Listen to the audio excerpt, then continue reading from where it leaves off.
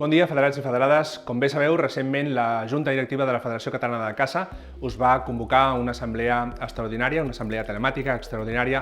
el 9 de febrer. Aquesta assemblea bàsicament tenia per voluntat el fer un exercici de transparència. Pràcticament amb el primer mes de l'any tenim liquidat el pressupost 2023 i per tant us podem retre comptes d'aquest exercici econòmic vençut. A més, hem previst ja el pressupost 2024, no oblidem que 2024 és un any electoral i per tant si hi hagués un canvi de Junta ens agradaria fer aquest exercici de transparència de no aprovar números durant el primer semestre de l'any, sinó pràcticament el primer mes de l'any que vosaltres pugueu conèixer quina era l'activitat econòmica i per tant l'activitat de govern que portaríem amb aquest 2024. A més, hem previst ja totes les competicions, tot el calendari de competicions, no només autonòmics, sinó també provincial, de totes les modalitats per facilitar precisament aquesta acció de govern en el cas que hi hagués un canvi al capdavant de la Federació Catalana de Caça. Com bé sabeu també, des de la Federació Catalana de Caça fa 5 anys que vam començar a treballar una subvenció que els últims 3 anys ha sigut una realitat i que és la subvenció que ajudava a totes aquelles colles, a totes aquelles societats que comercialitzen carn de caça. Sabeu que aquesta subvenció té una dotació d'1 milió d'euros, però també suposo que imagineu que en un futur no podem viure de subvencions. És per això que a la darrera assemblea de la Federació Catalana de Caça us vam presentar un projecte de comercialització de carn de caça. Aquest projecte, durant aquests darrers mesos, hem continuat treballant i ja tenim un estudi de viabilitat econòmica d'aquest projecte que, si tot va bé, el proper 2 de febrer presentarem de manera conjunta amb el Departament d'Acció Climàtica. Doncs bé, el resultat d'aquest projecte és que podrem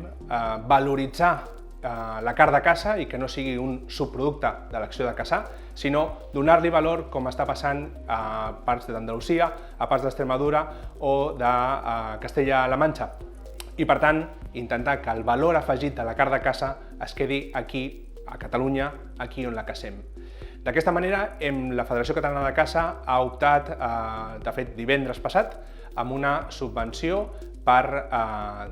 de fet, muntar aquesta planta de comercialització de carn de caça. És per això que hem de canviar els estatuts de la Federació o sotmetre a la vostra consideració el canvi d'estatuts de la Federació per canviar l'objecte social i afegir a la defensa de l'activitat cinegètica també la promoció del consum de carn de caça. Perquè serveixi com a exemple, avui en dia les societats de caçadors que comercialitzen senglar estan percebent a l'entorn dels 30 cèntims per quilo de senglar comercialitzat. A través de la valorització d'aquests canals, a través de la transformació aquí a Catalunya i per tant de l'exportació directa des d'aquí de Catalunya, el que pretenem és que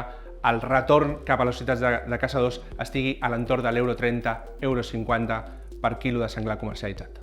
El que fa a la modificació estatutària, sotmetrem a la vostra consideració el fet de, a les representacions territorials, a les eleccions de les representacions territorials, afegir la possibilitat de que hi hagi més d'una seu electoral. D'aquesta manera facilitarem que les societats de caçadors que estan molt allunyades, estic pensant en societats dels Pirineus o en societats de la Terra Alta, puguin tenir 2 seus electorals i per tant evitin fer quilòmetres i puguin votar de manera més còmoda.